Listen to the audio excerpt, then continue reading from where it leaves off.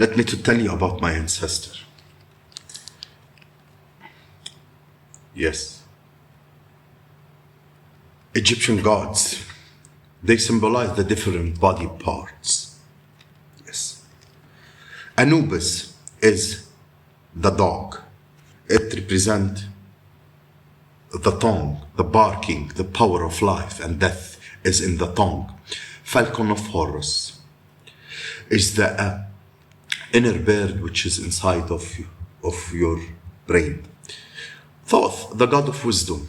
Thoth is thought because he is the god of wisdom, the thought, the human mind.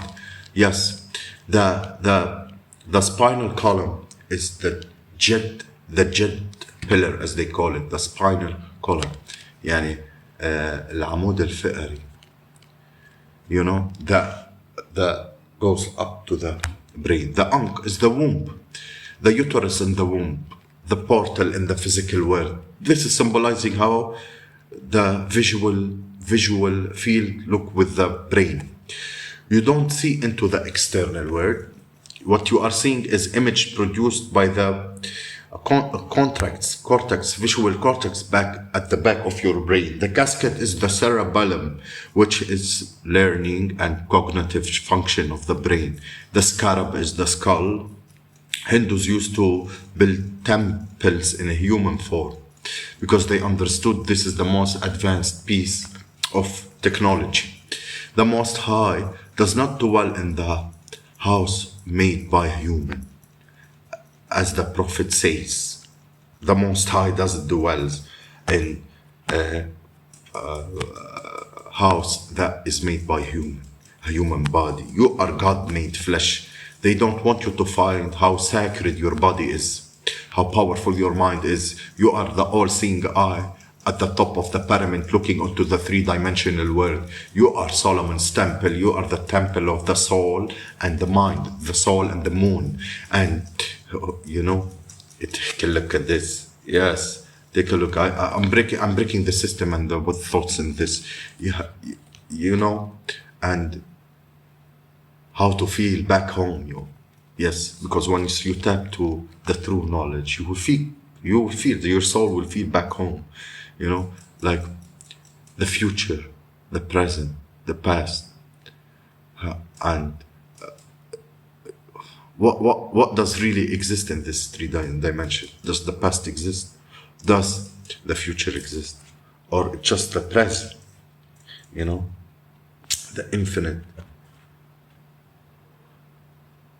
thoughts. Nothing is being settled. You know, like you've been conditioned with your consciousness into a physical low state, trapping your mind in a three-dimensional way to do this through religions.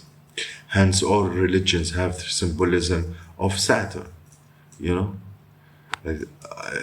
through the educational system. And let's say when you graduate, what do you wear on your head? You wear this black square, you know, hence you wear a black cube in your head.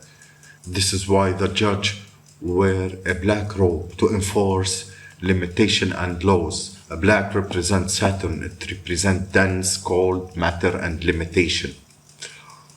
Yes. This is why the Kaaba is cubic. You know, is cubic. The truth about the pineal gland is not the third eye, it's the first eye.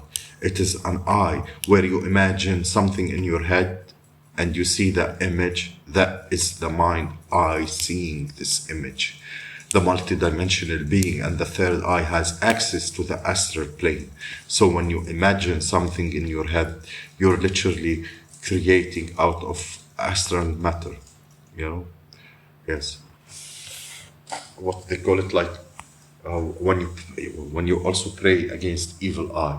Have you seen how you should pray spiritually? Like when you pray spiritually, how do you know that all religions are bollocks? If you want to see from how the gospel, like the teaching of Yeshua, how you pray the evil eye away.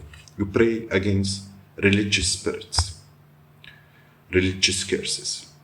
religious, witchcraft religious, the spirit of Jehovah against the religious spirit, the religious covenant, the contracts, dismantling and disannul, the generational curses, the bloodline curses, like when you pray spiritually, when you know how to pray, you'll be like, what the heck? All these limitation has coming to us into inherited religions, This is why hell is hell and hell is heaven. The pineal gland. Yes, you gotta go through hell to heal, to reach heaven,